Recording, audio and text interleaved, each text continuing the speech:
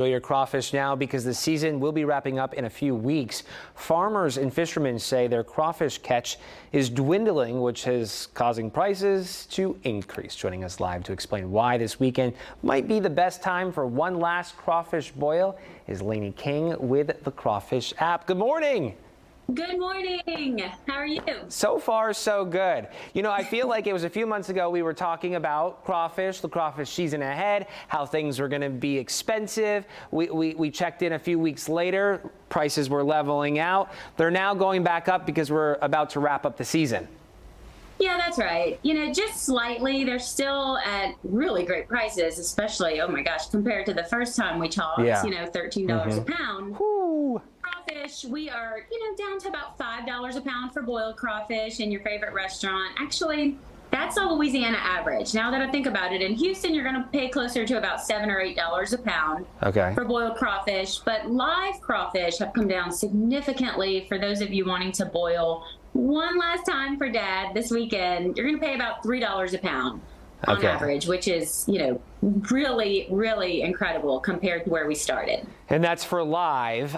Do you anticipate from here prices will continue to increase? Will they level out at where they're at?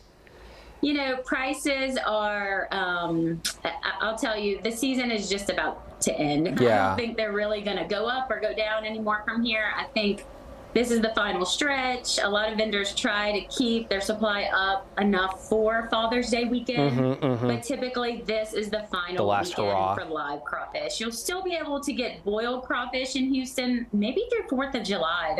The restaurants there are really good about, keeping things as long as they can. But live crawfish, in terms of boiling by yourself, for your friends and family, I think that's going to wrap up pretty much after this weekend. What do these fishermen and farmers do in the off season? A lot of them plant rice. So in the off season, they have their rice farms, and that's actually a great food for the crawfish. Yeah. And so they do rice in the off season, and then in the crawfish season, obviously they harvest the crawfish. So it's great. It's okay that the catch is going down. It just means that the crawfish, they're getting a little hot in these June temperatures in Louisiana. They're burrowing into the mud to find cooler conditions, and that's all a good thing. That's where they're going to go, reproduce, and create the 2025 crawfish crop. And as long as we don't have another drought, it should be a normal, good season next year. I don't know. If we keep up with this weather, there will be no drought to worry about. We're getting rain after round after round after round of rain.